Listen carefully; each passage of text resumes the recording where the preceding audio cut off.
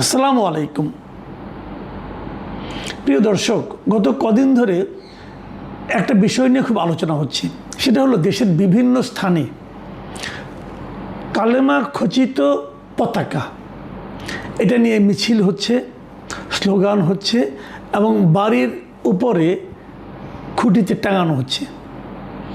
এবং এই কালেমাটা সাদা কাপড়ের উপর কালোতে, কোথাও আবার কালো কাপড়ের উপর সাদা রঙের। এটা নিয়ে আলোচনা। এবং এটা কেন, এই কালেমা খচিত পতাকা কি ইসলামের পতাকা? এমন কোনো প্রমাণ এখন পর্যন্ত পাওয়া যায়নি। তবে এই পতাকাটা আমরা কিছুটা দেখেছি দুটো জায়গায়। একটা দেখেছি আমাদের দেশের হিজবুত তাহরির, তারা এই ধরনের একটা পতাকা ব্যবহার করে, এবং আন্তর্জাতিক যে জঙ্গি গোষ্ঠী হিসেবে পরিচিত আইএসআইএস, এই আইএসের পতাকাতেও অনেকটা এরকম কালেমা খচিত। তো এই পতাকাটা এখানে দেখাচ্ছে কেন? আমরা অনেক সময় শুনেছি যে এই বিশ্বকাপ ফুটবল উপলক্ষে যে বিভিন্ন দেশের পতাকা বিভিন্ন জায়গায় টাঙানো হয়, সেই পতাকার পরিবর্তে ইসলামের পতাকা টাঙানোর জন্য একটা আহ্বানও আমরা বিভিন্ন আলেমের কণ্ঠে শুনেছিলাম।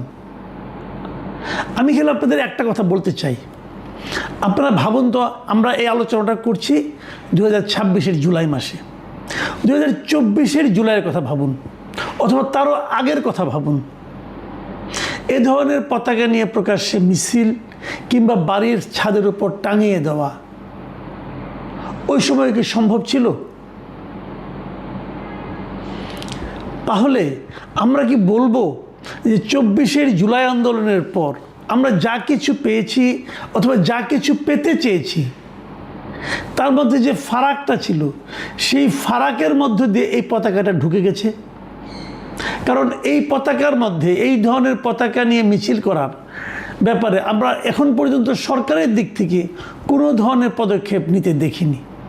সরকার হয়তো বলবে, হতে পারে যদি কেউ ধর্মপ্রেমিক হয়, ধার্মিক হয়, ইসলাম প্রেমিক হন, তারা যদি এই ধরনের পতাকা উড়াতে চান, আমাদের তো কোনো মানা নেই। হ্যাঁ, মানা নেই। যদি তাই হয়, তাহলে আবার আওয়ামী লীগের পতাকাতে মানা থাকবে কেন? এই প্রসঙ্গগুলো তো আলোচনায় আসবে। আমি এই আলোচনাগুলো করলাম এই কারণে যে আমি কিন্তু জুলাই মাসে গতকালকে একটা প্রোগ্রাম করেছিলাম যে আমাদের জুলাইয়ের আন্দোলনটা কিভাবে কি হয়েছিল, এবং ওই আন্দোলন নিয়ে আওয়ামী লীগ বিএনপির মূল্যায়নটা কী ছিল, তাদের বর্তমান মূল্যায়নটা কী, তাদের আচরণে কী বোঝা যায়, এগুলো নিয়ে আমি একটা আলোচনা করেছিলাম। এবং এটা এখন সবাই মানবেন, জুলাই আন্দোলনের সময় গত 2024-এর জুলাই আগস্টে যে আন্দোলন ছিল, সেই আন্দোলন ধাপে ধাপে যেভাবে এক দফার আন্দোলনে পরিণত হলো, সেই আন্দোলনের মূল যে লক্ষ্য ছিল, সেই লক্ষ্য থেকে আমরা এখন যোজন যোজন দূরে অবস্থান করছি। দেখুন, মাত্র 2 বছরের মাথায়, আমি যদি আরও সংক্ষেপ করে বলি, মাত্র 1 বছরের মাথায় আমরা দেখেছি। কারণ 2025-এর যে জুলাই আন্দোলনের বর্ষপূর্তি ছিল, সেখানেও আমরা এই হতাশাই সাধারণ মানুষের মধ্যে দেখেছি। তাহলে এই প্রশ্নটা কিন্তু অনেকেই করেন যে জুলাই আন্দোলন তাহলে ব্যর্থ কি হয়ে গেল? অথবা যদি ব্যর্থ না হয় তাহলে কী? এটা কি সার্বিকভাবে ব্যর্থ হয় নাই, আংশিকভাবে ব্যর্থ হয়েছে? কিছু কি অর্জিত হয়েছে? হ্যাঁ, আমি বলবো কিছু অর্জিত হয়েছে। কিছু অর্জিতটা কীভাবে হলো? যে শেখ হাসিনার যে শাসন ছিল, সেই শাসনটা জুলাই আন্দোলনের মাধ্যমে তার পতন হয়েছে। এটা হলো অর্জন। আর বাকি কিছুই আমরা অর্জন করতে পারিনি।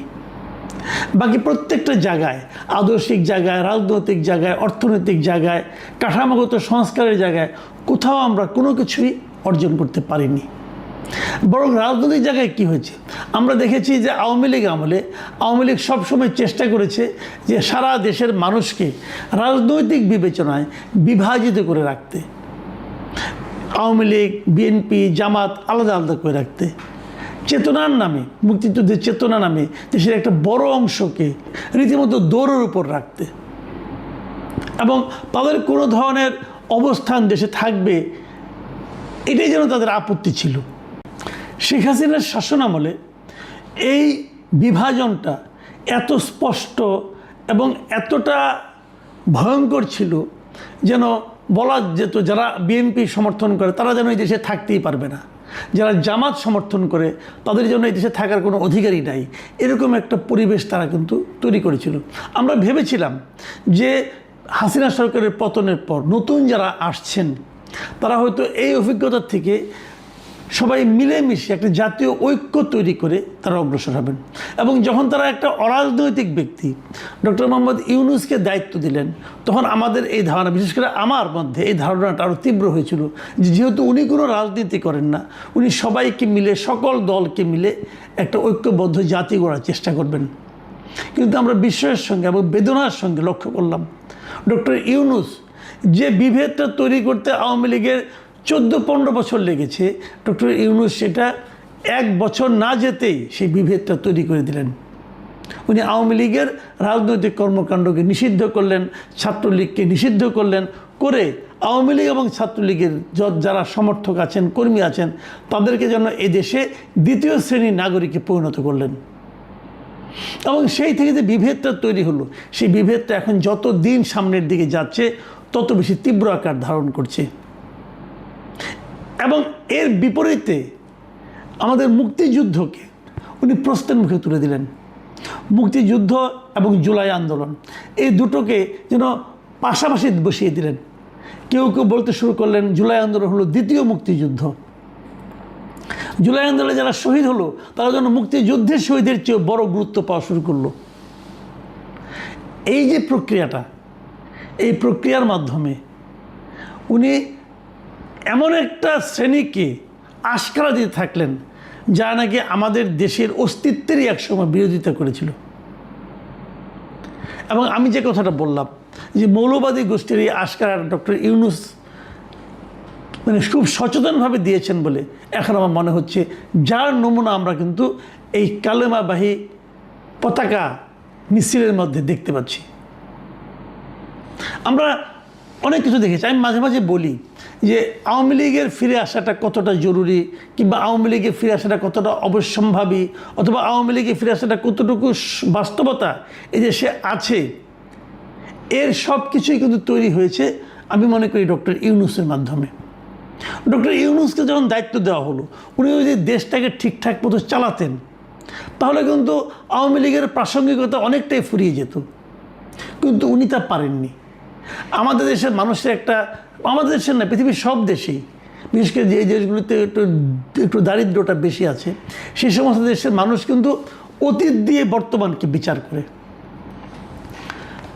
আমাদের এখানে যখন ডক্টর ইউনূস ক্ষমতায় আসলো, মানুষ ভেবেছিল চাঁদাবাজি শেষ হয়ে যাচ্ছে। আমরা শুনেছিলাম যে স্বরাষ্ট্রমন্ত্রী নাকি এক কারওয়ান বাজার থেকেই প্রতিদিন 1.5 কোটি টাকা চাঁদা নিয়ে থাকেন। তো চাঁদা নেওয়ার অর্থটা কি? এই টাকাটা তো সাধারণ মানুষের যে ব্যয় তার মধ্যে যুক্ত হচ্ছে, জিনিসপত্রের দাম বেড়ে যাচ্ছে।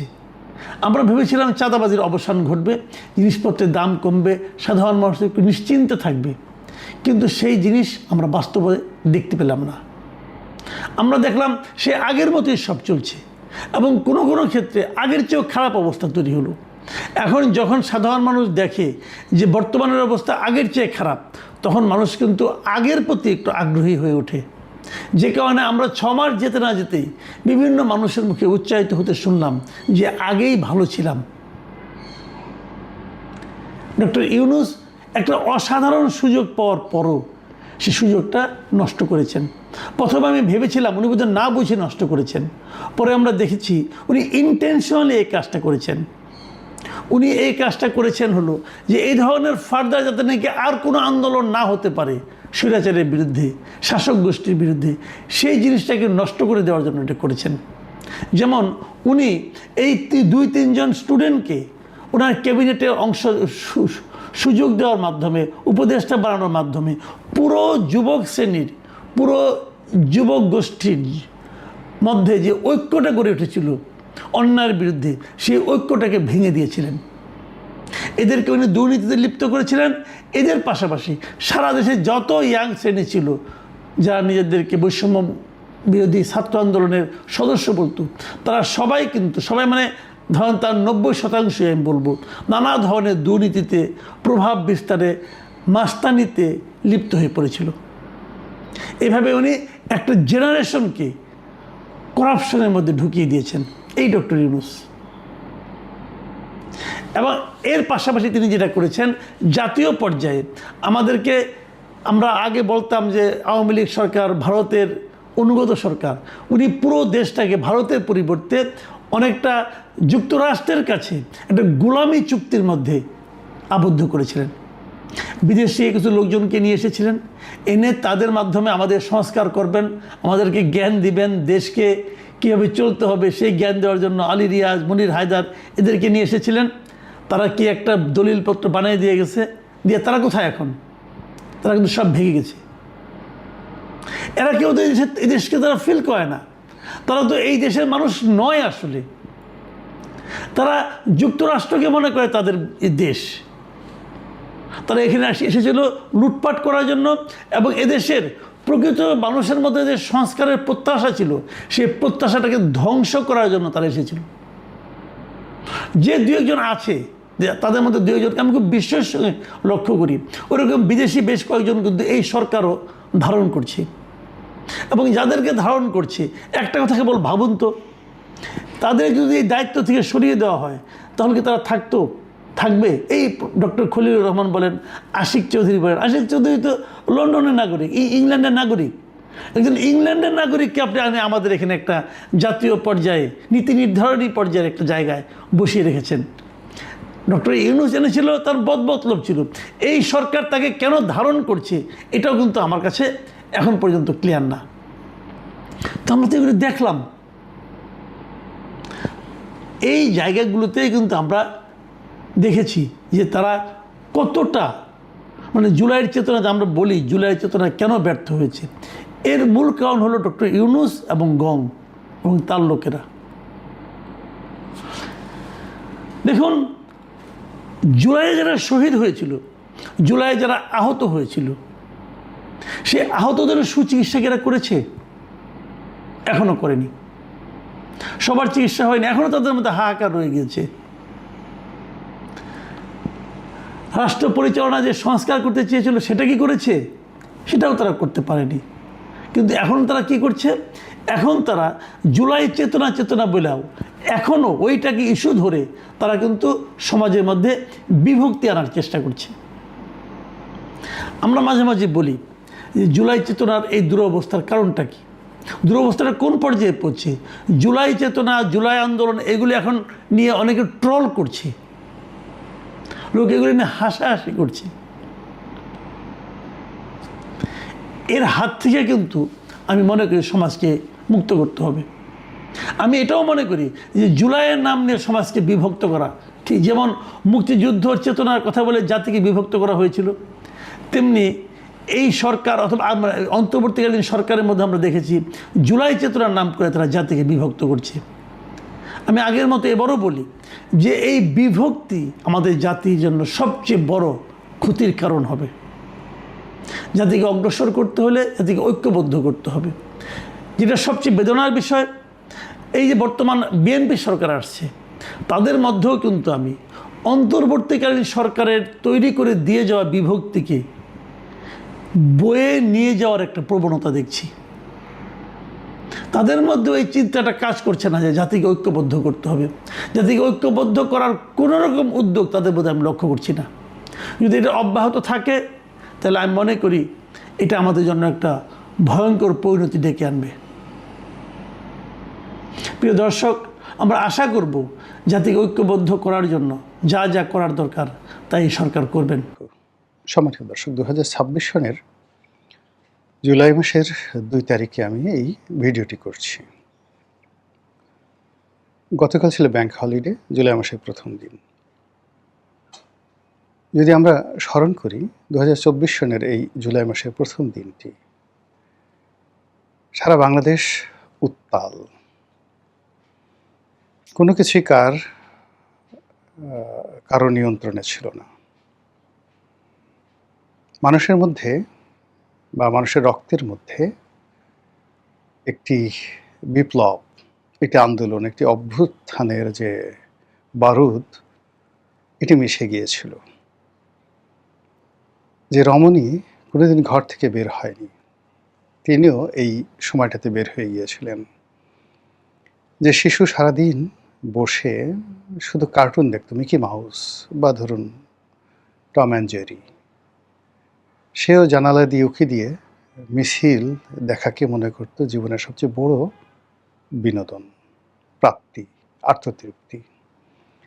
যে দুর্বল এবং ভীরু মানুষটি ঘর থেকে বের হতো, বাজারে যেত, মসজিদে যেত, আর মাথা নিচু করে ঘরে ঢুকত, সেও মসজিদ থেকে বের হয়ে বাজার থেকে আসার পথে দাঁড়িয়ে দাঁড়িয়ে ছাত্র জনতা যারা আন্দোলন করছে তাদের সেই দৃশ্য দেখত।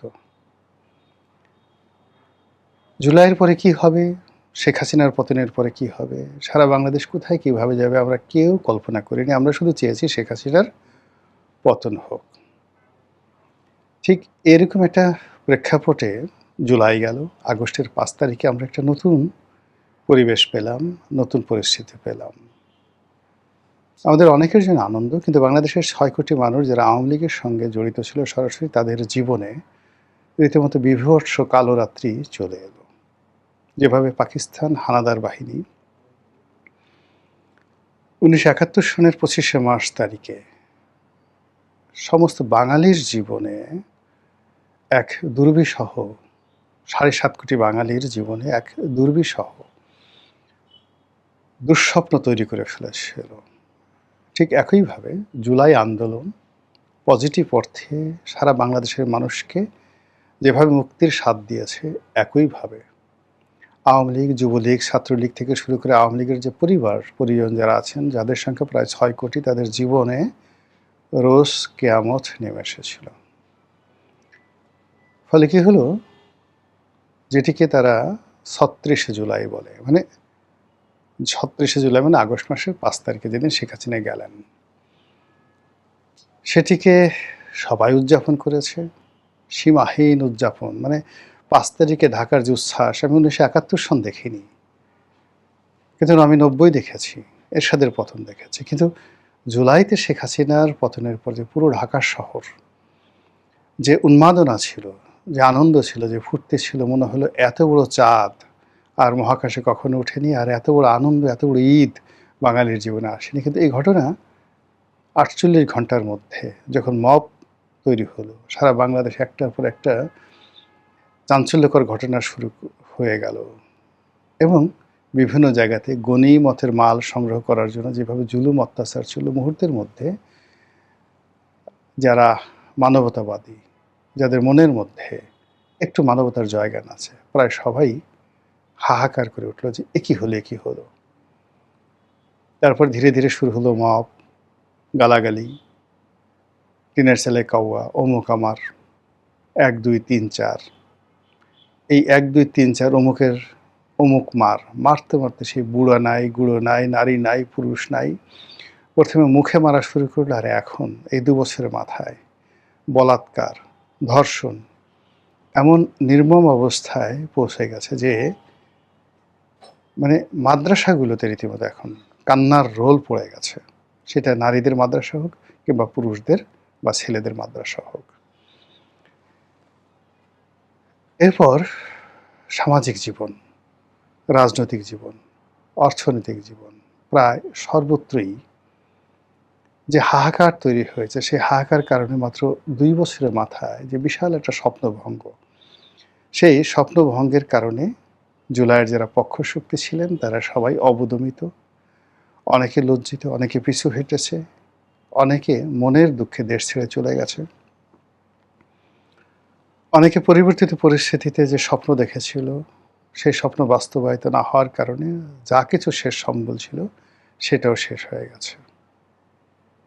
আর জুলাই মাসে যাদের পতন হয়েছিল, জুলাই বিপ্লবে যাদের পতন হয়েছিল, 36শে জুলাইতে যারা এই বাংলাদেশ থেকে চলে গিয়েছিল, তারা ধীরে ধীরে ধীরে ধীরে জনসম্মুখে চলে এসেছে। তারা মিছিল করছে প্রকাশ্যে, তারা বাংলাদেশে ঢুকে পড়ার হুমকি দিচ্ছে, ধামকি দিচ্ছে, এবং তাদের যে কোনো একটা প্ল্যান, একটা সাধারণ প্রোগ্রাম যে তারা 23শে জুন আওয়ামী লীগের প্রতিষ্ঠা বার্ষিকী পালিত হবে, এই প্রতিষ্ঠা বার্ষিকী মোকাবেলা করার জন্য সারা বাংলাদেশে সেনাবাহিনী ডিপ্লয় করতে হয়েছে। বোঝার চেষ্টা করুন যে জুলাই বিপ্লবের যাদেরকে পরাজিত শক্তি বলা হয় তারা কি পরিমাণ সংগঠিত হয়েছে। এখন শেখ হাসিনার বক্তব্য যেভাবে গুরুত্বপূর্ণ, অন্য যে কোনো আওয়ামী লীগ নেতা দেশের ভিতর থেকে বলুক, বাইরে থেকে বলুক, একইভাবে সেটা গুরুত্বপূর্ণ।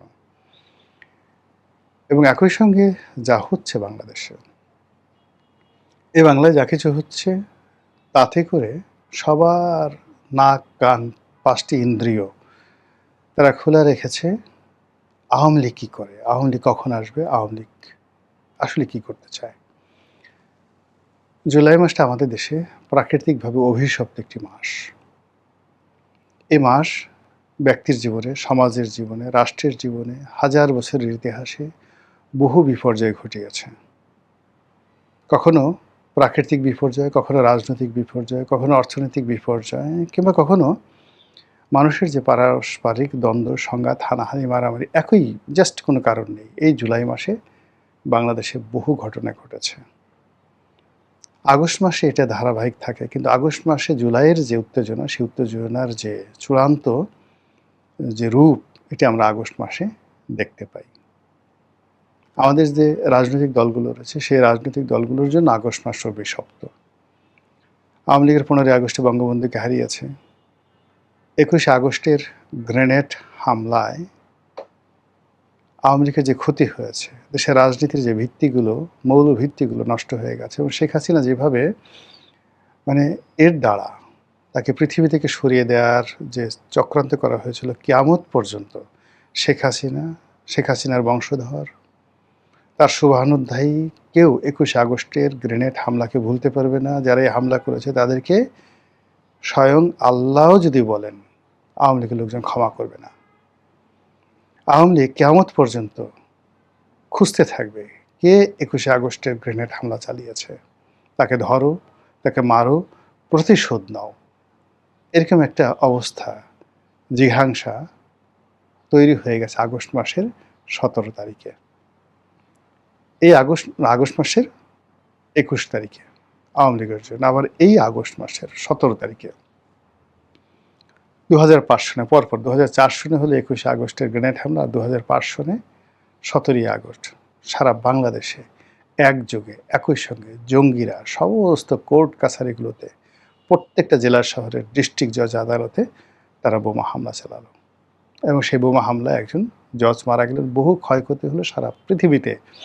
বাংলাদেশের যে জঙ্গিবাদ, বাংলা ভাই, আব্দুর রহমান থেকে শুরু করে জামাত, এদের সবার বিরুদ্ধে একটা জনমত তৈরি হয়ে গেল সারা পৃথিবীতে। মার্কিন স্টেট ডিপার্টমেন্ট থেকে শুরু করে সব জায়গাতে এই জঙ্গিদের মদতদাতা হিসেবে বিএনপিকে ব্ল্যাকলিস্ট করা হলো, এবং বিএনপির শীর্ষ নেতৃত্বে যারা ছিলেন সবাই আমেরিকার খাতায় একজন দাগী মানুষ হিসেবে, কলঙ্কিত মানুষ হিসেবে সেখানে তাদেরকে লেখা হলো। এই গেল সেই অবস্থা। তো সেই যে ধারাবাহিকতা, সেই ধারাবাহিকতা বছর গেলে, যখনই জুলাই আসে, যখনই আগস্ট আসে, সে গত 17 বছর কিন্তু আওয়ামী লীগ কেঁদেছে।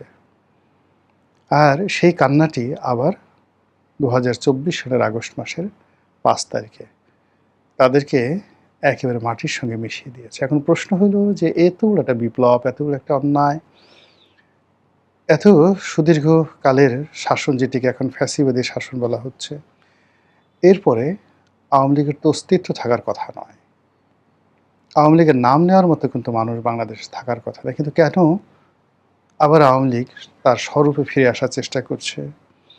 কেন আওয়ামী লীগ ভয় দেখাচ্ছে? কেন আওয়ামী লীগকে আমরা ভয় পাচ্ছি? কেন আওয়ামী লীগ নিয়ে আলোচনা করছি? কেন কেন কেন? পাগলের মতো শুধু এই প্রশ্নগুলো।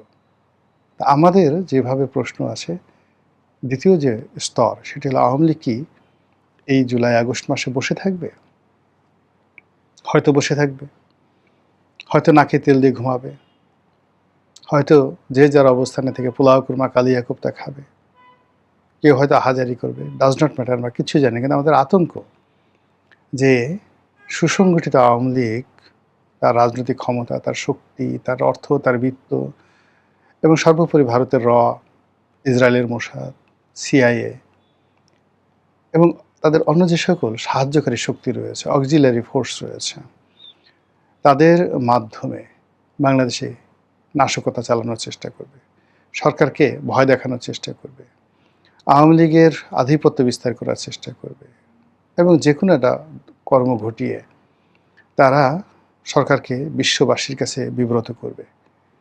এখন বাংলাদেশে যা কিছু হচ্ছে নেতিবাচক, প্রায় সব কিছুর জন্যই সকল পক্ষ আওয়ামী লীগকে দায়ী করছে।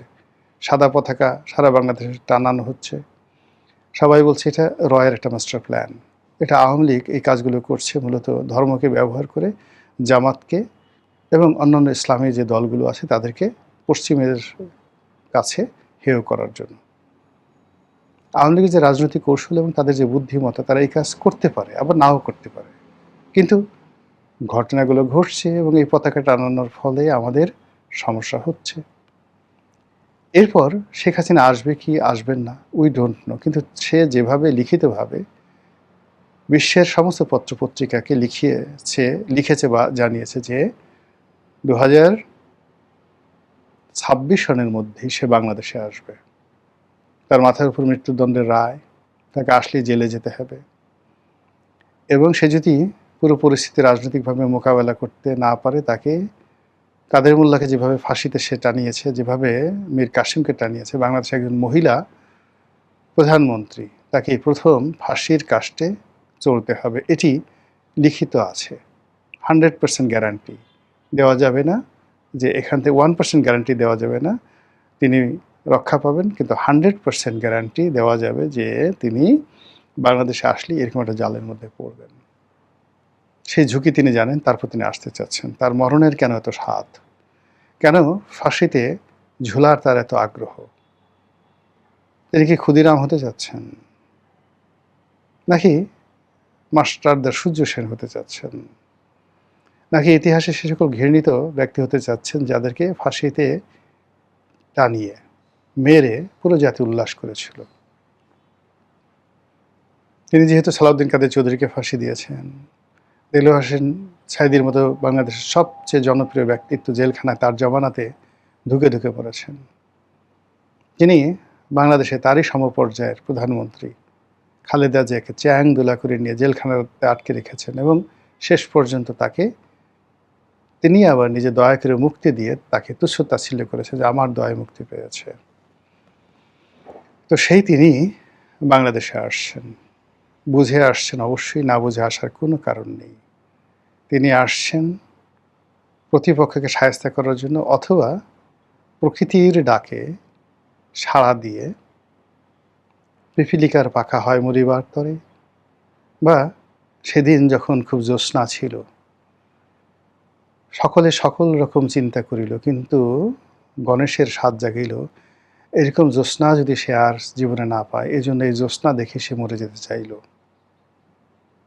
এরকম অনেক জ্যোৎস্না নিয়ে বহু মানুষের মৃত্যুর স্বাদ জেগেছে। অতি আনন্দে মানুষ মরতে চায়। তো শেখ হাসিনা কি সেইভাবে মরতে চাচ্ছে?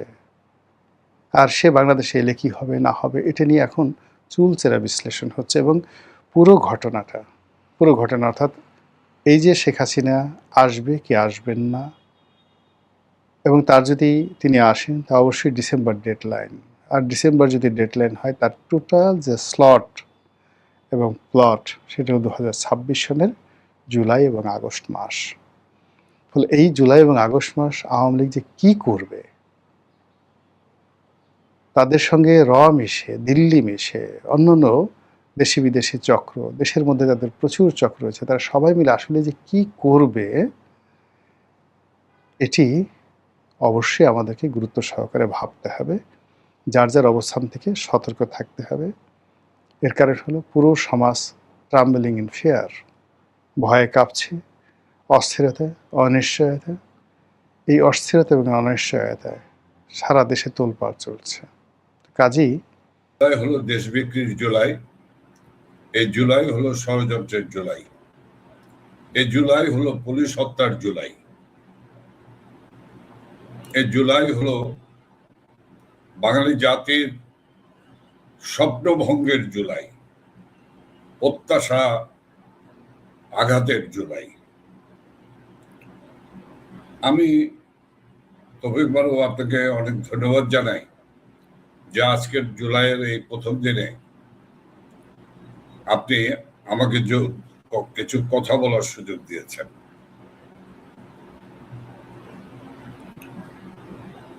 এই জুলাই মাসটির কথা যদি আমরা স্মরণ করি 2024 সনে, তাহলে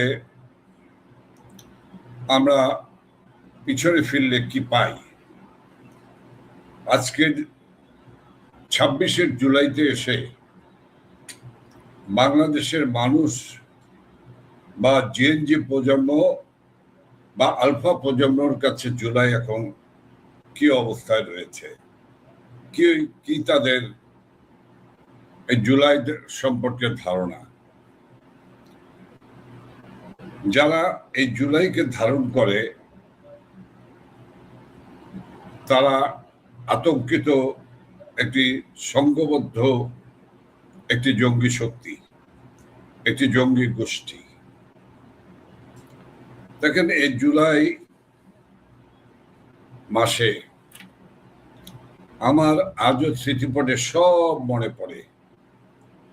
এই জুলাইতে কোটা আন্দোলন শুরু হয়েছিল, কোমলমতি ছাত্রদেরকে বিভ্রান্ত করে জাতীয় আন্তর্জাতিক শক্তি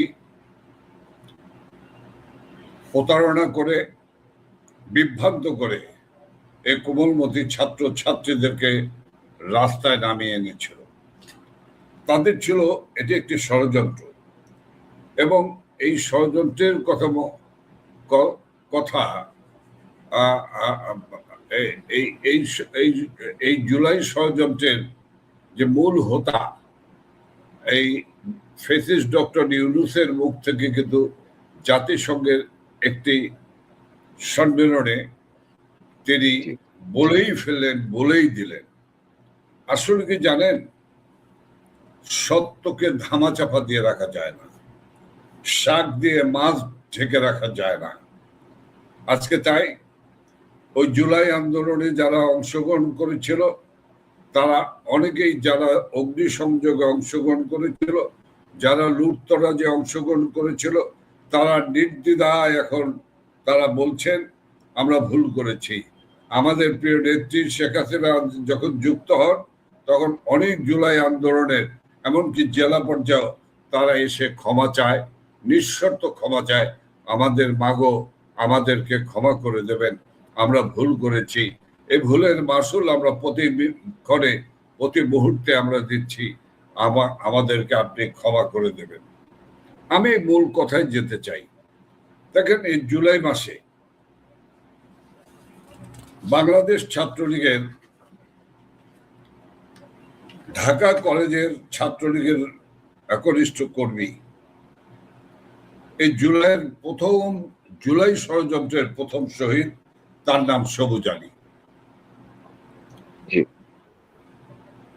জাহাঙ্গীরনগর বিশ্ববিদ্যালয়ের ছাত্রলীগের সাবেক সাংগঠনিক সম্পাদক শামীম মোল্লা 18 সেপ্টেম্বরের 24-এ পিটিয়ে হত্যা করে তিনি ছাত্রলীগের সাংগঠনিক সম্পাদক জাহাঙ্গীরনগর বিশ্ববিদ্যালয়। আব্দুল্লাহ মামুন ছাত্রলীগের সাবেক কেন্দ্রীয় কমিটির সদস্য এবং রাজশাহী বিশ্ববিদ্যালয় ছাত্রলীগের সহকারী সম্পাদক, তাকে পিটিয়ে খুঁচিয়ে হত্যা করে। মৃত্যুর তারিখ 7 সেপ্টেম্বর 2024।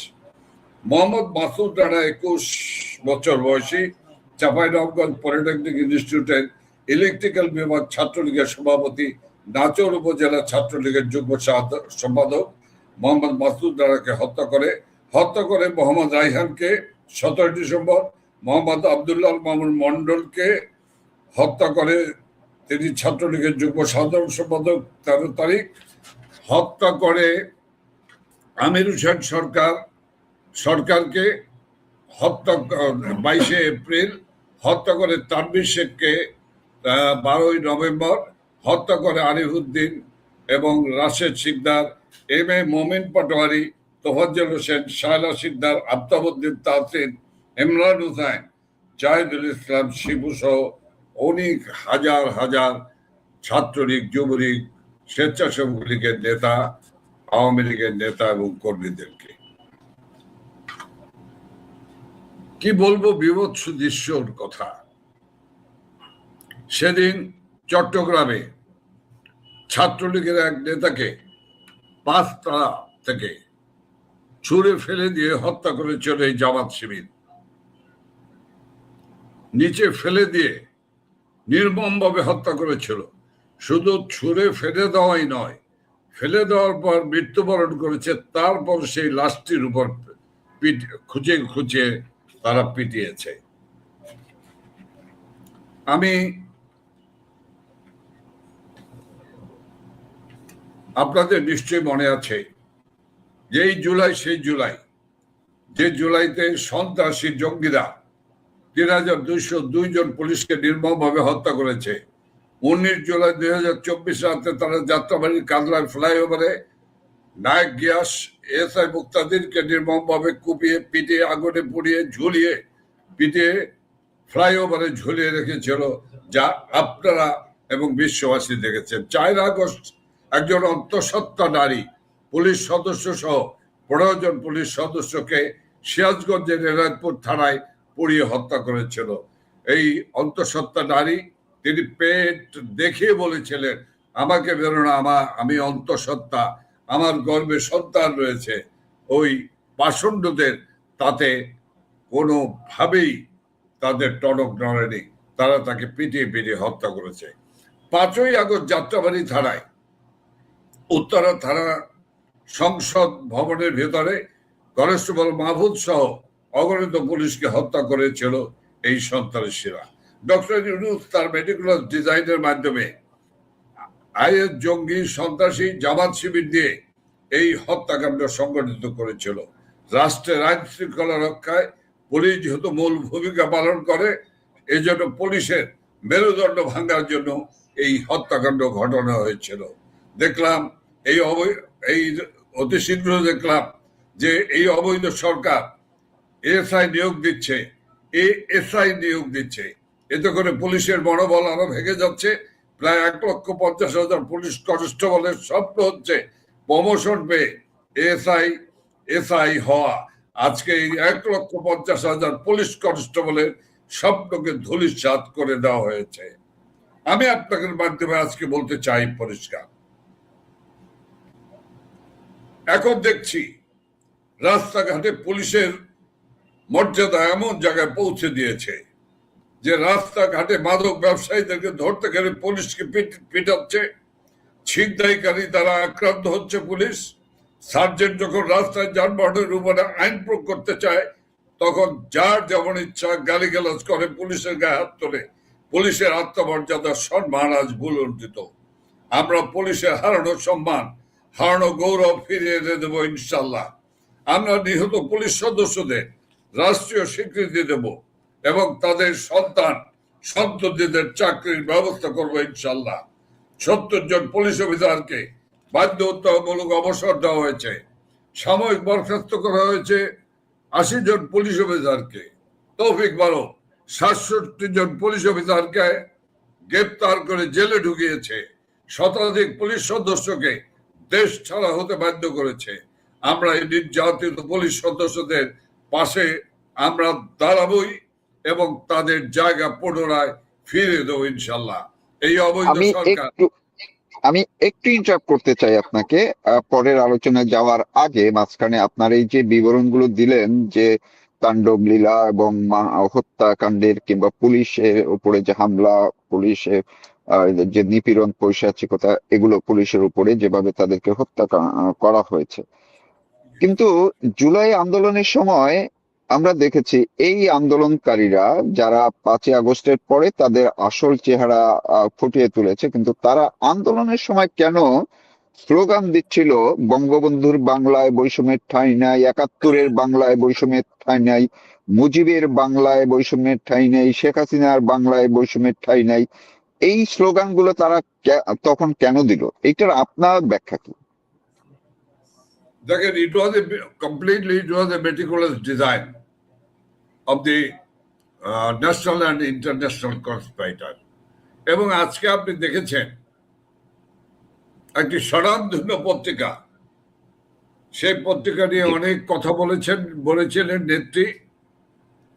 সেই পত্রিকার সম্পাদক গতকাল থেকে যে সাক্ষাৎকার দিচ্ছেন, অনেক কথাই উনি অকপটে বলছেন। যাই হোক, আপনি যে বিষয়টি বলেছেন, আমি সে বিষয়টিতে যেতে চাই।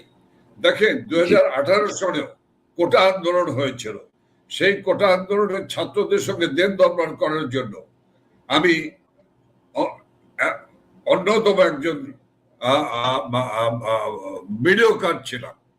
তো দেখেন, তখন কিন্তু নেত্রী সমস্ত কোটার দাবি দাওয়া সংসদে বক্তৃতার মাধ্যমে মেনে নিয়েছিলেন। আবার সেই কোটা আন্দোলনকে ভর করে জাতীয় এবং আন্তর্জাতিক ষড়যন্ত্রকারীরা যখন ভাবলো শেখ হাসিনাকে ভোটের রাজনীতি, ভোটের মাধ্যমে ক্ষমতাচ্যুত করা যাবে না, তখনই সিদ্ধান্ত নিল যে ভিন্ন পথে, ষড়যন্ত্রের পথে ক্ষমতাচ্যুত করতে হবে। যেমনটি 1971 সালে জাতির পিতা বঙ্গবন্ধু শেখ মুজিবুর রহমানের সরকারকে এই হিমালয়ের সম জনপ্রিয়তা, বিশ্বের শান্তির নেতা, তাকে ক্ষমতাচ্যুত করা যাবে না, তখনই তারা কিন্তু হত্যার পরিকল্পনার দিকে এগিয়ে গেল। এই 2024 সনের 5ই আগস্ট ছিল সেই লক্ষ্য।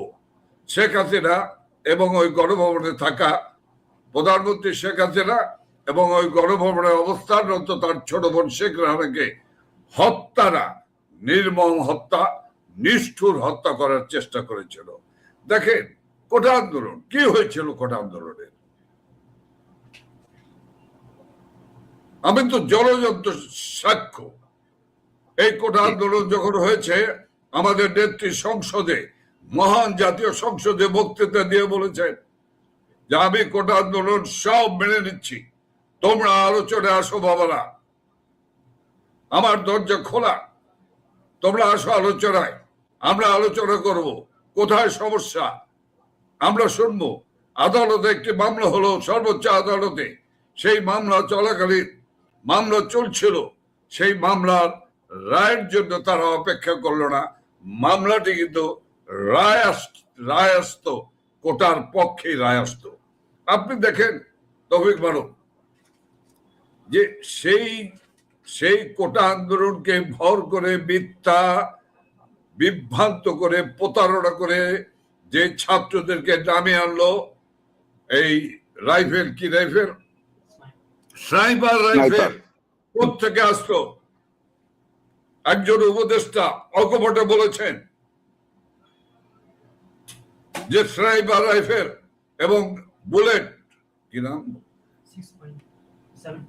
7.62 বুলেট, এই বুলেট কোন বাহিনী ব্যবহার করে না। এই বুলেট কোথা থেকে আসলো? সেই উপদেষ্টা, সেই ব্রিগেডিয়ার সাখাওয়াত সাহেবকে সঙ্গে সঙ্গে স্বরাষ্ট্র মন্ত্রণালয় থেকে সরিয়ে পাট মন্ত্রণালয় দিয়ে দেওয়া হলো। অর্থাৎ সত্য কথা যেন, সত্য যেন উদ্ঘাটন না হয়। আমি বলতে চাই তৌফিক মারুফ, এটি ছিল একটি গভীর ষড়যন্ত্র, শেখ হাসিনাকে উৎখাত করা এবং হত্যা। পরিশেষে শেষ স্তক হলো তাকে হত্যা করে একটি নির্বাচিত সরকারকে উৎখাত করা। আপনি দেখেন সে আদালতের রায় পর্যন্ত অপেক্ষা করলো না। তারা অতি দ্রুত, যখন রায়ের দিনের আগেই তারা অতি দ্রুত সমস্ত কাজগুলি করে ফেললো। আমি সেই ষড়যন্ত্রের সঙ্গে কারা যুক্ত ছিল, কারা জড়িত ছিল, কোন সংস্থা, কোন বাহিনী, আমি সে আলোচনায় এখন যাব না। এটি ইনশাল্লাহ দেশবাসী একদম পরিষ্কার ভাবে সবকিছু দেখতে পাবে, বুঝতে পারবে, জানতে পারবে, এবং জানছে, বুঝছে এবং এগিয়ে যাচ্ছে। মানুষ সচেতন হচ্ছে, বুঝতে পারছে আসল কি, আসল ঘটনাটা কি। যাই হোক, তারপরও যে ওই স্নাইপার রাইফেল দিয়ে দীর্ঘ সময় ধরে ট্রেনিং দিয়ে, যাদের সাধারণ কোমলমতি ছাত্রদেরকে হত্যা করে, শিশু হত্যা করে, যারা যারা এই লাশের রাজনীতি করলো, আমাদের প্রিয় প্রধানমন্ত্রী, জনগণের নেত্রী শেখ হাসিনা তাদের হাসপাতালে দেখতে গেলেন। আমি ওনার পিছনে পিছনে ছিলাম। আমি দেখলাম যে উনি কিন্তু দলগত ভাবে কিন্তু গেলেন না। কোনটা ছাত্রলীগের, কোনটা আওয়ামী লীগের, কোনটা যুবলীগের, কোনটা জামাতের, কোনটা শিবিরের, তা কিন্তু উনি দেখলেন না। উনি সবার খোঁজ খবর নিলেন এবং সুচিকিৎসার ব্যবস্থা করলেন। শুধু কি তাই, মাননীয় নেত্রী শেখ হাসিনা, প্রধানমন্ত্রী শেখ হাসিনা একটি বিচার বিভাগীয় তদন্ত কমিটি করলেন।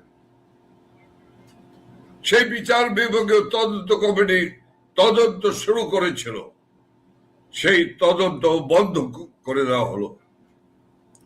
আমি আপনাকে বলতে চাই, দেখুন, না, কিন্তু এই যে হাসপাতালে যে তিনি দেখতে গেলেন আহ, সুচিকিৎসার জন্য, সবার একদম দল মত নির্বিশেষে যারা আহত হয়েছে সবার চিকিৎসার জন্য, কিন্তু সেইটি তো আবার আদালতে আইসিটির তদন্তের সময় প্রসিকিউটর তিনি উপস্থাপন করলেন আদালতে যে চিকিৎসা যাতে না দেওয়া হয় সেই নির্দেশ দেওয়া হয়েছে। পঙ্গু হাসপাতালে গিয়ে শেখ হাসিনা নির্দেশ দিয়েছেন কাউকে যেন হাসপাতাল থেকে বাড়ি যেতে না দেওয়া হয়, চিকিৎসাও না দেওয়া, চিকিৎসা যাতে বন্ধ রাখা হয়, এই অভিযোগ তো করা হয়েছে।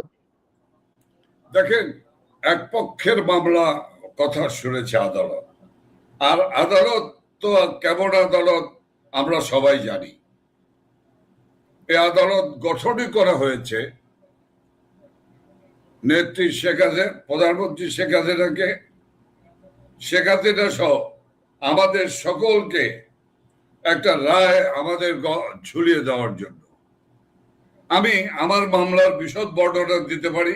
আমি আজকের এই জুলাই মাসের শুরুতে আজকে আমি দিতে চাই নাই। আমার মামলাটাও আইসিটি আদালতে শুরু হয়েছে, সে নিয়ে আমি অন্য আরেকদিন সুযোগ পেলে তৌফিক মারুফ আমি জি। বলবো। তবে একটি কথা, সেটি হলো নিশ্চয়ই লক্ষ্য করেছেন, হায়রে বাংলাদেশ, কোথায় সেই বাংলাদেশ? কি বিভীষিকাময় বাংলাদেশ! তুরাগ নদীতে মিছিল করার অপরাধে ছাত্রলীগের ৭ জন নেতা কর্মী নিখোঁজ হয়ে গেল, ফিরে এলো 4 জনের লাশ অর্ধ গলিত অবস্থায় ফিরে এলো, আর 3জন এখনো নিখোঁজ। আপনার সেই তুরাগ নদীতে যারা মৃত্যুবরণ করলো, সেই মৃত্যুকে ভিন্ন খাতে প্রবাহিত করার চেষ্টা করা হচ্ছে। ফরিদপুরে ছাত্রলীগ কর্মীকে গ্রেপ্তার করা হলো, বিকালে গ্রেপ্তার করা নিয়ে যাওয়া হলো একটা তরতাজা যুবককে। সেই যুবকটিকে সকালবেলা থানা থেকে বের হলো, লাশ হয়ে বের হলো। মানা যায়? কারাগারের অভ্যন্তরে জাতীয় নেতৃবৃন্দকে,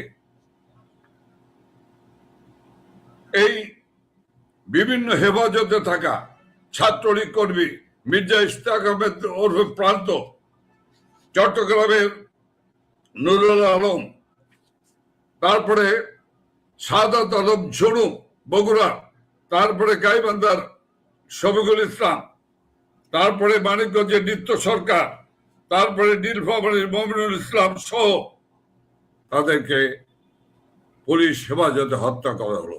শুধু পুলিশ এই জায়গায় একটা তথ্য আপনাকে একটু সম্পূরকভাবে জানাতে চাই। আপনি নিশ্চয়ই দেখেছেন যে কানাডা ভিত্তিক একটি মানবাধিকার ও গণতন্ত্র নিয়ে চর্চা করার সংগঠন, তারা একটি রিপোর্ট প্রকাশ করেছে 2 দিন আগে। সেখানে বলা হয়েছে কারা হেফাজতে থাকা 101 জন মারা গেছে আওয়ামী লীগ এবং অঙ্গ সহযোগী সংগঠনের। এই তথ্যটি তারা একটা রিপোর্ট প্রকাশ করেছে মাত্র 1 দিন আগে। আমি আপনাকে বলতে চাই, থ্যাংক ইউ ভেরি মাচ। আমি আপনাকে বলতে চাই, কারাগারের অভ্যন্তরে যে নেতৃবৃন্দ, অ্যাডভোকেট নুরুল মজিদ হুমায়ুন সাবেক শিল্পমন্ত্রী সহ যারা মৃত্যুবরণ করলেন, এবং 2-4 জনকে জামিনে মুক্ত দেওয়া হলো। জামিনে মুক্ত হয়ে আসার পরে তারা আর বাঁচতে পারলো না। আমার কাছে বিশ্বস্ত সূত্রে খবর আছে যে এদেরকে স্লো পয়জনিং করা হয়েছে, যে কারণে এই মানুষগুলি মুক্ত করে দিল, ধীরে ধীরে মৃত্যুর কোলে ঢলে যাবে, মৃত্যুর কোলে ঢলে পড়বে। এমনকি আজকে আমাদের বাংলাদেশ আওয়ামী লীগের যুগ্ম সাধারণ সম্পাদক, সাবেক শিক্ষামন্ত্রী ডাক্তার দিব্যমণিকে সেই আশঙ্কাই আমরা করি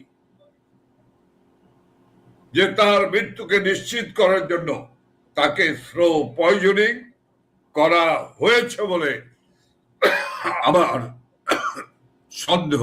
সন্দেহ রয়েছে। আমরা যে কথা বলতে চাই, কারাগারের অভ্যন্তরের তৌফিক মারুফ যদি ভিতরের পরিস্থিতি আপনি জানেন, তাহলে আপনি অবাক হয়ে যাবেন। গতকাল বাংলাদেশ মহিলা আওয়ামী লীগের কয়েকজন নেত্রী, কালকে মহিলা আওয়ামী লীগের আলোচনা সভা ছিল, আওয়ামী লীগের ৭৭তম প্রতিষ্ঠা বার্ষিকী, তার আগের দিন যুব মহিলা লীগের প্রতিষ্ঠা বার্ষিকী আলোচনা ছিল। এই মহিলাদের যাদেরকে গ্রেপ্তার করেছে তাদের বর্ণনা দেওয়ার মতো শব্দ বলা কোনো এইভাবে সম্ভব নয়। যা করেছে তারা কারাগারের ভিতরে। কাজেই আমি পরিষ্কারভাবে আমি ক্ষুব্ধ হয়ে বলছি জেল অথরিটি যারা করছেন উদ্দেশ্যমূলক ভাবে, মনে রাখবেন এই দিন নয়, আরো দিন আছে। কত ধানে কত চাল আমরা জানি, আমরা এই হিসাব আমরা জানি, আমরা দেখে নেব। আমাদের মাথার উপরে রয়েছে আমাদের নেত্রী শেখ হাসিনা, জনগণের আস্থার ঠিকানা শেখ হাসিনা, বাংলাদেশের উন্নয়নের রূপকার শেখ হাসিনা।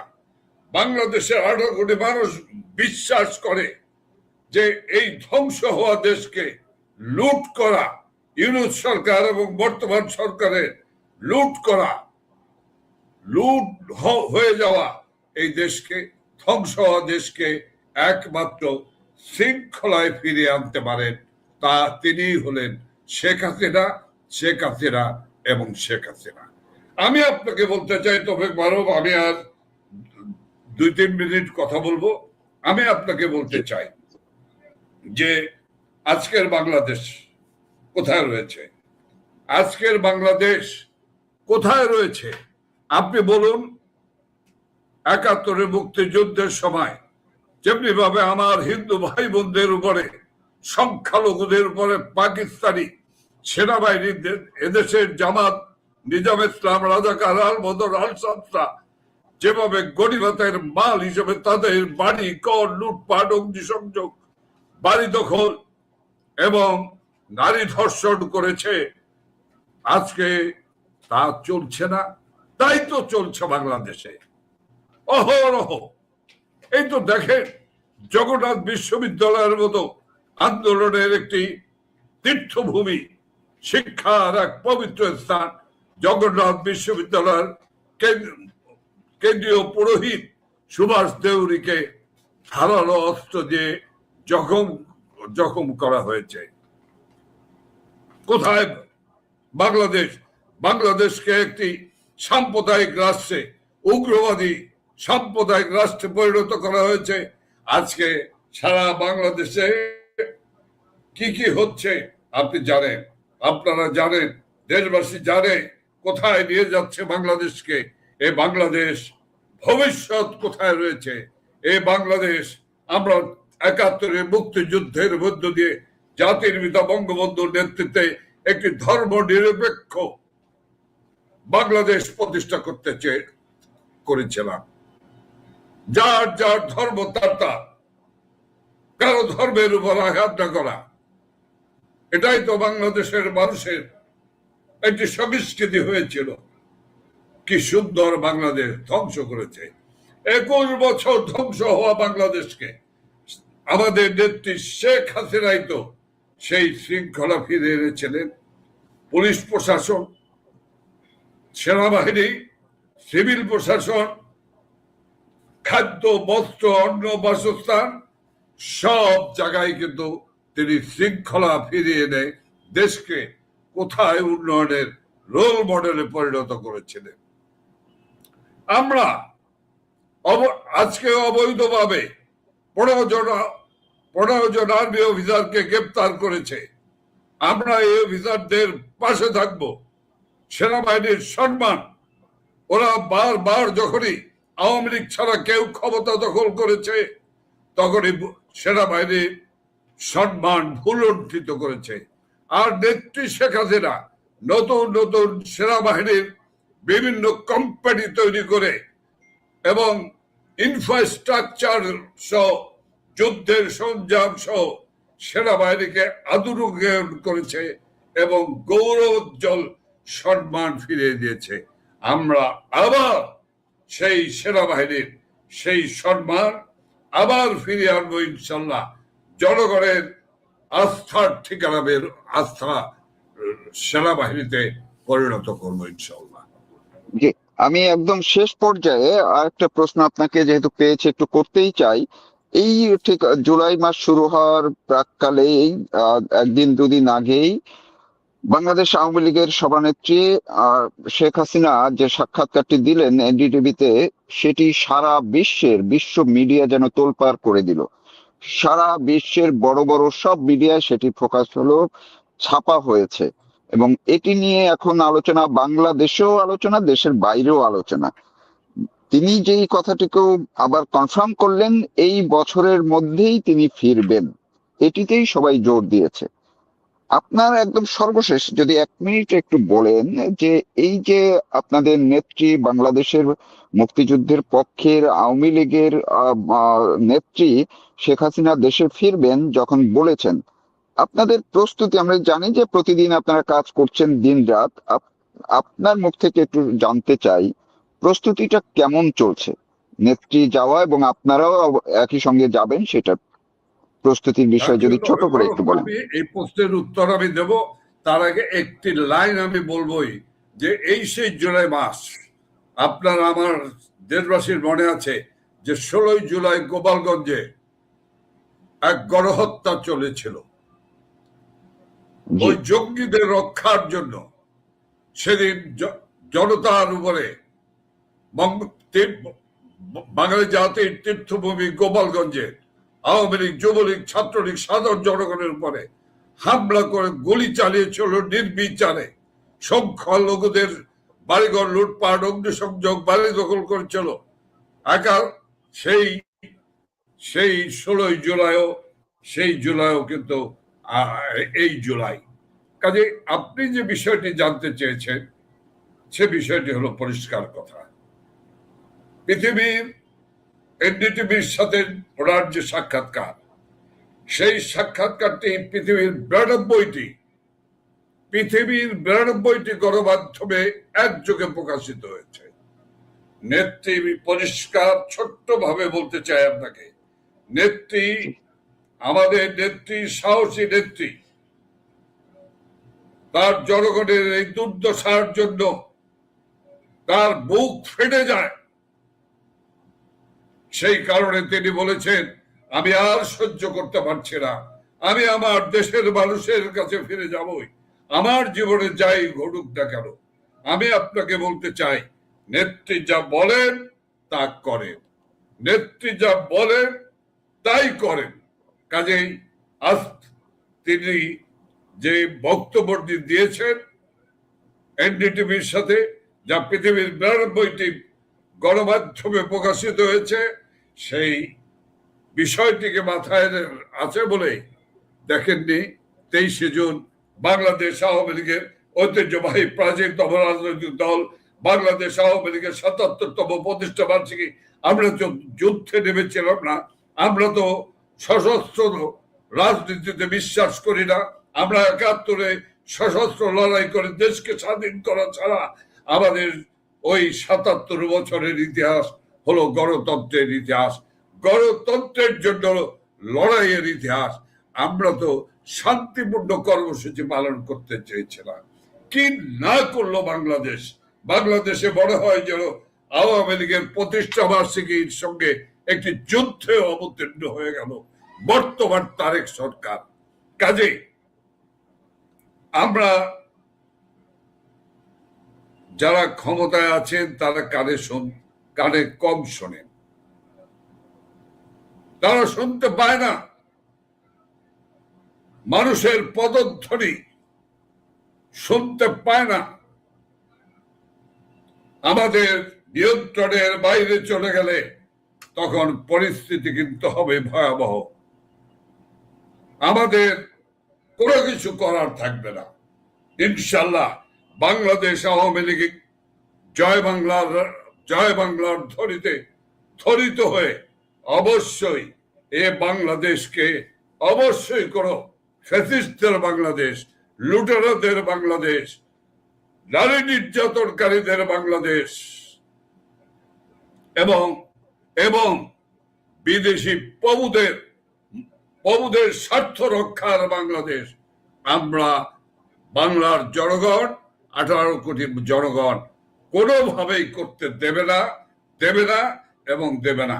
সেই কারণেই দেখেন না, এসএসসি পরীক্ষার্থী বিদায় সম্বর্ধনা, সেখানে তো ছাত্রলীগ স্লোগান দেয়নি গিয়ে, সেই পরীক্ষার্থীরা ওই সম্বর্ধনার শেষে স্লোগান শুরু করে দিল, জয় বাংলা, জয় বাংলা, জয় বঙ্গবন্ধু স্লোগান দেওয়া শুরু করল।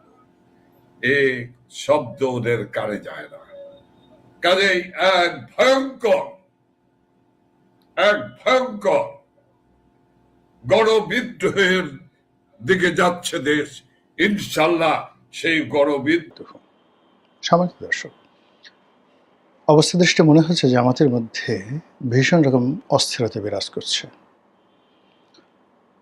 জামাতের যে সকল নেতৃবৃন্দ রয়েছেন, পার্লামেন্টে যাচ্ছেন, তাদের কারো মুখে হাসি নেই। জামাতের প্রায় সব নেতা, সেটা জামাতের সভাপতি ধরেন, সহসভাপতি ধরেন, যেগুলোকে তারা আমির বলেন, নায়েবে আমির বলেন, তাদের চেহারা ছুরত দেখেন। জামাতের যিনি সেক্রেটারি জেনারেল মিয়া গোলাম পরোয়ার, তাকে দেখেন। জামাতের সেলিম উদ্দিন সাহেব আছেন, হামিদুর রহমান আজাদ আছেন, ডক্টর মাসুদ আছেন। তো তাদের চেহারা ছুরতের বাইরে জামাতে গত 2 বছরে যে সমস্ত লোককে সামনে এনেছে, সেটা আমি নাম বললাম না, আপনারা জানেন যে এই মুখগুলো, চেহারাগুলো আমরা কখনো দেখিনি। তাদের কারোরই মুখে ন্যূনতম হাসি নেই, এবং তারা যে সকল কথাবার্তা বলছেন সে সকল কথাবার্তার মধ্যে ইংরেজিতে যেটিকে বলা হয় কনসিস্টেন্সি, ধারাবাহিকতা, সেই ধারাবাহিকতা লক্ষ্য করা যাচ্ছে না। এবারে তাদের যে সকল প্রক্সি সংগঠন রয়েছে, যেমন প্রেস ক্লাবে কিছু সংগঠন সেই আওয়ামী লীগ জমানাতে তারা অনুষ্ঠান করতেন, অদ্ভুত অদ্ভুত নাম। আমি এগুলো বলে কাউকে ছোট করব না, এর কারণে প্রায় সবার সঙ্গে আমার একটা ব্যক্তিগত সম্পর্ক, মানে সামাজিক সম্পর্ক ছিল। তাদেরকে রাস্তায় দেখি কারো মুখে হাসি নেই। তাদের আরও অনেক প্রক্সি টিম ছিল, এখনও আছে। যে প্রক্সি টিমের একটা অংশ বিএনপির সঙ্গে ছিল, প্রক্সি টিমের একটা অংশ আওয়ামী লীগের সঙ্গে ছিল এবং আছে, বিএনপির সঙ্গে ছিল এবং আছে। তারপর সচিবালয়, সেনাবাহিনী, কোর্ট কাছারি থেকে শুরু করে সব জায়গাতেই তারা এজেন্ট, প্রক্সি এবং পেইড এজেন্ট, এগুলো তারা খুব সুকৌশলে দীর্ঘদিন ধরে এই রিক্রুটমেন্টে তারা চলে আসছে।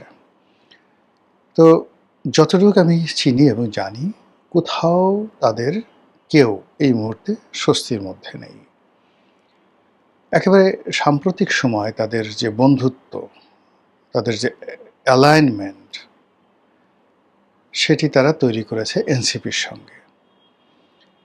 এনসিপিকে তারা মূলত চেয়েছিল যে সরকার এনসিপি, মানে এনসিপি সরকার গঠন করুক, ডক্টর মোহাম্মদ ইউনূসের নেতৃত্বে প্রধান বিরোধী দল জামাত থাকুক, আর বিএনপি থাকুক তৃতীয় বৃহত্তম দল।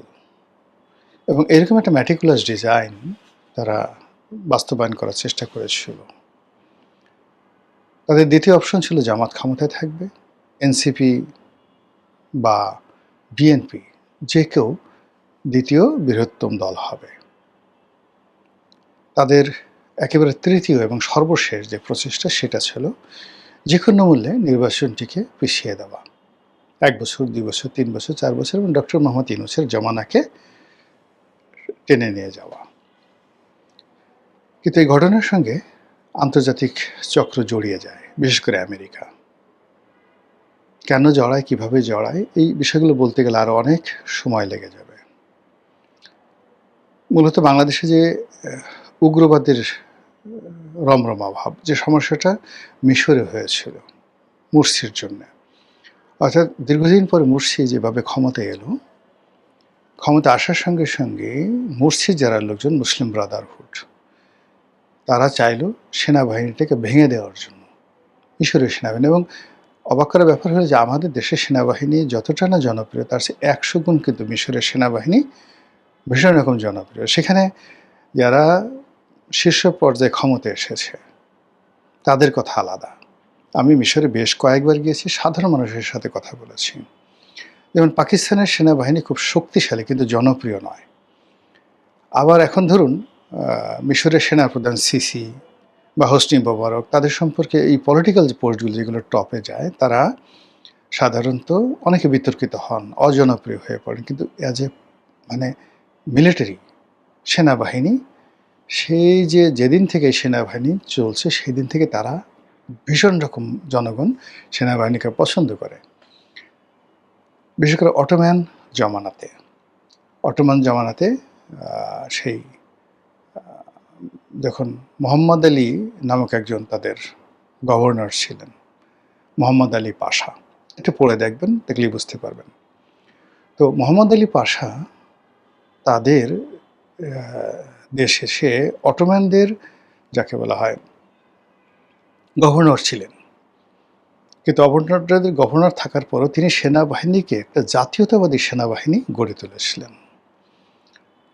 ফলে কি হলো, সেই অটোম্যান সম্রাটরা বুঝতেন যে এ গভর্নর কিন্তু সেনাবাহিনীটাকে এতটা শক্তিশালী সে করে ফেলেছিল মোহাম্মদ আলী পাশা, যে সে সেনাবাহিনীকে বাদ দিয়ে মোহাম্মদ আলী পাশাকে পদচ্যুত করা, নতুন গভর্নর নিয়োগ করা অটোম্যানদের অসম্ভব একটা ব্যাপার ছিল। তখন এই মোহাম্মদ আলী পাশা তার ছেলে, এটা বংশ পরম্পরায় এই গভর্নর পদটি তারা অধিকার করে পিছনে সেনাবাহিনী ব্যাগ দিয়ে থাকে।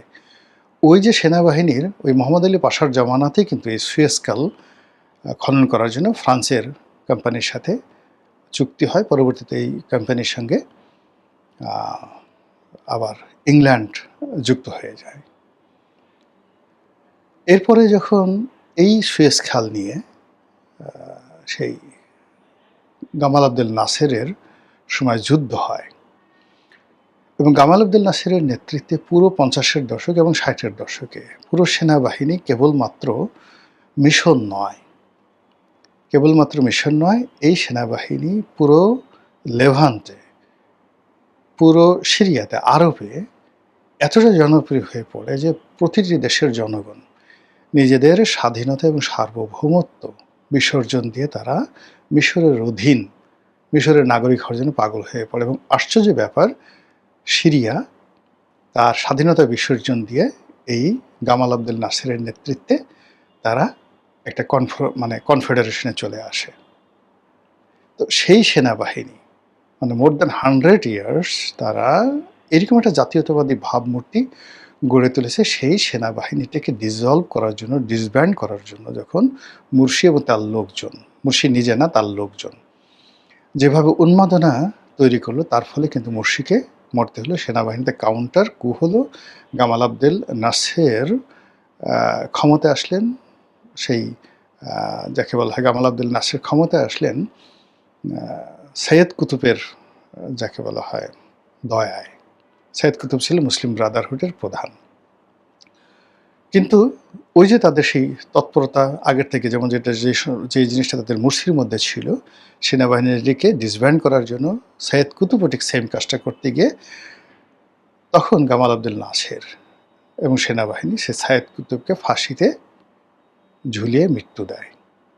ঠিক সৈয়দ কুতুবের ক্ষেত্রে যে ঘটনা ঘটেছে, আরও প্রবলভাবে ঠিক সেম ঘটনাটা ঘটেছে হলো মুরসির ক্ষেত্রে। এবং তার মাধ্যমে এই যে আরব বসন্ত জলাঞ্জলি হলো, সিসি আবার নতুন করে ক্ষমতায় এলো। বাংলাদেশের ঠিক একই অবস্থা। বাংলাদেশে এই যে দেখেন, জুলাই আগস্ট বিপ্লব হলো একটা বিরাট শক্তি, তারা পুলিশকে টানাবে, পুলিশকে মারবে এবং সেনাবাহিনী আক্রমণ করবে, ক্যান্টনমেন্ট উড়িয়ে দেবে, সেনাপ্রধানকে বাপমাত্রে গালাগালি করবে, থাপ্পড়াইয়া গালের পট্টি খুলে ফেলবে, দাঁত খুলে ফেলবে ইত্যাদি নানা রকম কথাবার্তা বলার ফলে কি হলো, বাংলাদেশে যে দক্ষিণপন্থী যে রাজনীতি, সেই রাজনীতি সম্পর্কে সেনাবাহিনীর মধ্যে একটা আতঙ্ক